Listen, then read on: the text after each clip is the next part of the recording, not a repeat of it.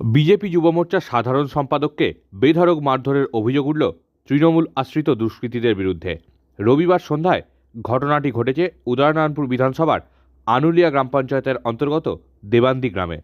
জানা গেছে, রবিবার কাজ সেরে বাড়ি ফেরার পথে একটি চায়ের দোকানে বসেছিলেন হাওড়া গ্রামীণ জেলা বিজেপি যুব মোর্চার সাধারণ সম্পাদক অনুপম সাঁতরা। অনুপমের অভিযোগ, সেই সময় কয়েকজন তৃণমূল কর্মী তাকে পাশে ডেকে নিয়ে গিয়ে বেধড়ক মারধর করে। গুরুতর আহত অবস্থায় কোনো রকমে তিনি বিজেপি কর্মীদের ফোন করে বিষয়টি জানান। খবর পেয়ে ঘটনাস্থলে এসে তাকে উদ্ধার করে নিয়ে যায় বিজেপি কর্মীরা। তাকে প্রথমে আমতা হাসপাতালে নিয়ে যাওয়া হয়, সেখান থেকে উলুবেড়িয়া শরৎচন্দ্র মেডিকেল কলেজে স্থানান্তরিত করা হয়। উলুবেড়িয়া মেডিকেল কলেজে আহত বিজেপি কর্মীকে দেখতে আসেন হাওড়া গ্রামীণ জেলা বিজেপির সভাপতি অরুণ উদয় পাল চৌধুরী। এই ঘটনায় এখনও অবধি শাসক দলের তরফে কোনো প্রতিক্রিয়া মেলেনি। একটা চায়ের দোকানে আমি চা খাই, ওখানে বেশ কিছু লোকজন থাকে, তাদের সঙ্গে কথাবার্তা রাজনৈতিক।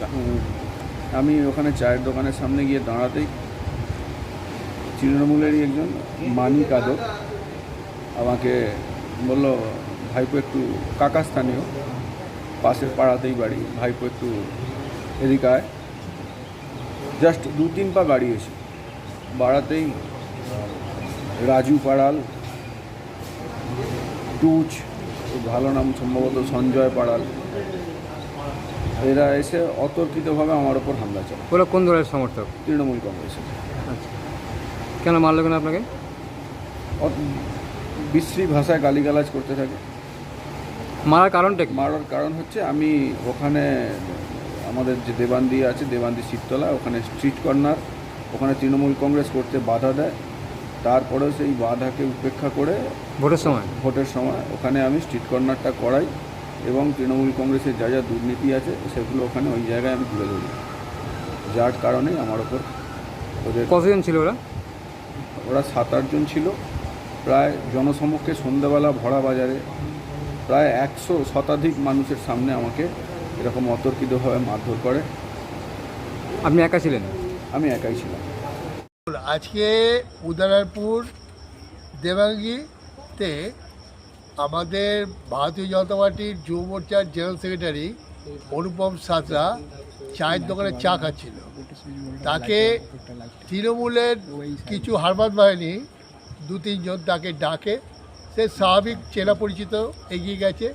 তারপর তাকে এলো পাতারি মারে এবং রক্তাক্ত অবস্থায়, সাংঘাতিক জখম অবস্থায় তাকে ফেলে তারা চলে যায়। তাই তাকে আমতা হসপিটালে নিয়ে আসা হয়েছিল এবং সেখানে তাকে প্রাইমারি ট্রিটমেন্ট করে উলুবেড়িয়া হসপিটালে রেফার করা হয়েছে। আমাদের হচ্ছে, এদের নাম হচ্ছে রাজু পাড়াল এবং সঞ্জয় পাড়াল, হ্যাঁ, এবং মানিক আদক, হ্যাঁ, এরা মূলত এই তৃণমূলের এই হারবাদ বাহিনী, এরা মূলত একে মারে। এবং সময় কি আপনার সক্রিয় ছিল কর্মী? হ্যাঁ, যুবর জেনারেল সেক্রেটারি জেলার, সে তো সক্রিয় থাকবে স্বাভাবিক, এবং সেই জন্যেই একে মারধর করা হয়।